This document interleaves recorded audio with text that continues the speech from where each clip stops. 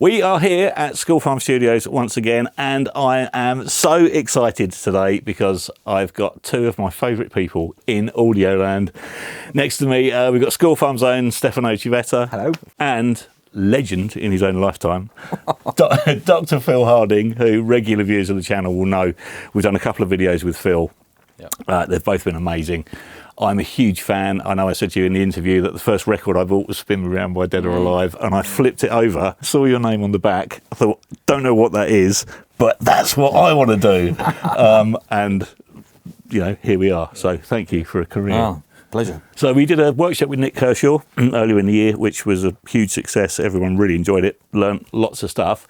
On the 7th, 8th and 9th of October, we are doing another workshop in this very building with this lovely man here, Phil Harding. And this lovely man here. And this lovely man here. He's lovelier. Yes.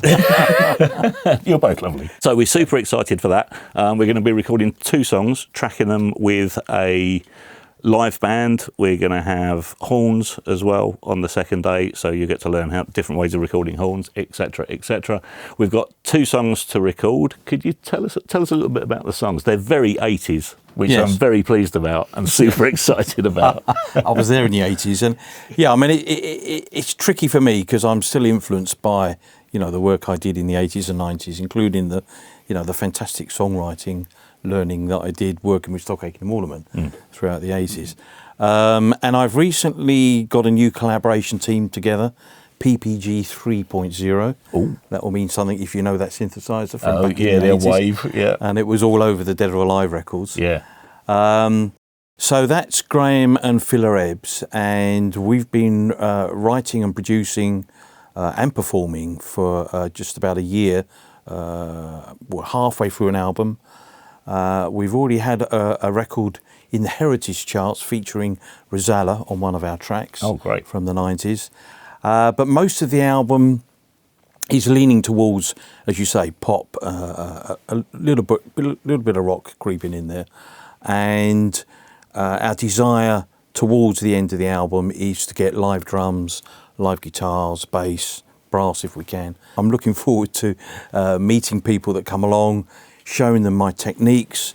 This book, which you've very kindly helped promote for me, has got my techniques throughout the 90s.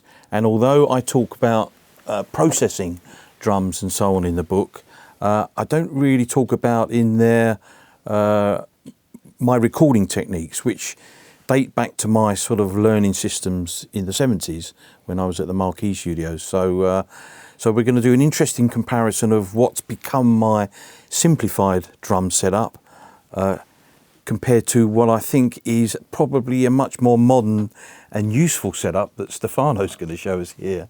I wouldn't call it useful compared to yours. I think it will be. Let's just call it different. Different. Yeah, different. Yeah. Obviously, I'll go into sort of teacher masterclass mode and talk about my techniques, which, you know, does come quite naturally to me because it's something I've spent my whole life in recording studios. But it's not just having the knowledge, the way you're able to convey it to people is so good. And that really came across in the masterclass video we did with you last year at Anglia Ruskin. Yeah. You know, I mean, all you've got to do is read the comments in that video and it's amazing, brilliant. This is the best tutorial ever. Feels great, fantastic. It's just that all the way through. And you know, you're very good at educating, as you are, Stefano, as well. Oh, wow. As the Nik Kershaw workshop proves, you're like the Duracell bunny on kind of on hype. It just keeps going. It's like, when's he going to stop? It just keeps going and going. Soon. It keeps going and going and going. So to have both of you I can't believe I'm sitting with you both now. This is like a dream come true for me. There's that record I flipped over at 13 years old, which doesn't feel that long ago, to be, you know, organising a workshop with you in my favourite studio with Steph, and I'm super excited. I'm literally so excited. And some great musicians. We're very lucky that we've managed to get Affy Green, who wonderful female drummer. I've known her for a long time because she went to school with my son, right. and I used to go into the school and help out with the music teacher and various trips that we went on. Why didn't I go to that school? To play the recorder. Not that it was a specialist music school at all, but a fantastic music teacher.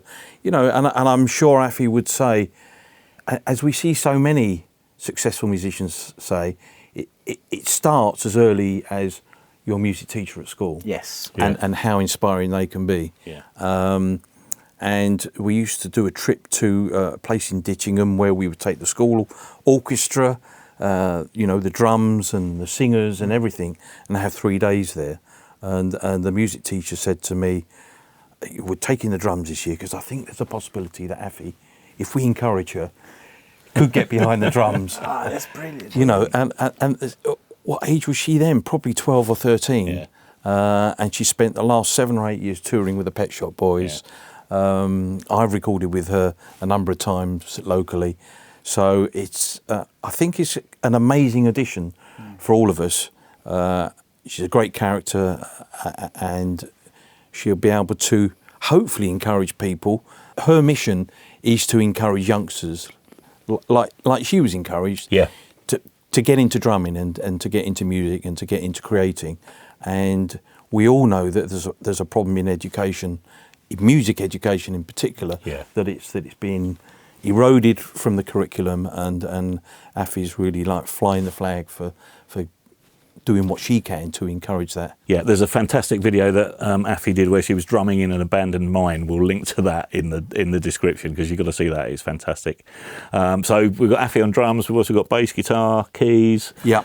Great brass section that you're organising. We're going to have a brass section as well on day 2. So day 1 will be tracking the main rhythm section, so drums, bass, guitar. And then some keys overdubs in the afternoon.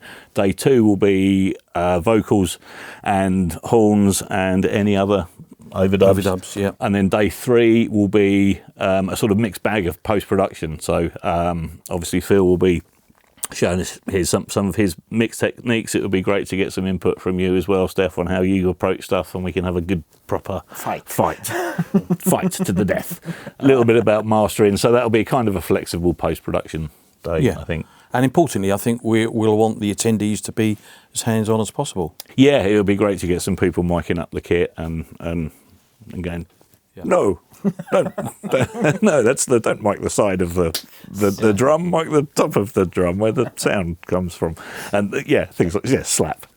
So it'll be good to get your hands on. We had a very mixed bag of people. Like some people had very little experience and learnt a huge amount. Some people had a lot of experience but still learnt a huge amount. I don't know how we managed to cater for the sort of wide variety of experience, but everyone, the feedback was great. Everyone really got a lot of stuff from it. So super excited. Workshop with Phil Harding, and the thing I'm probably most excited for is to take what is very 80s sounding demos and hearing how that translates to a real band with real instruments and energy. Hopefully they're going to bring an energy to it that we're looking for. Yeah. So super exciting. Click on the link in the description to find out more, and we will see you here in October. Thanks for watching.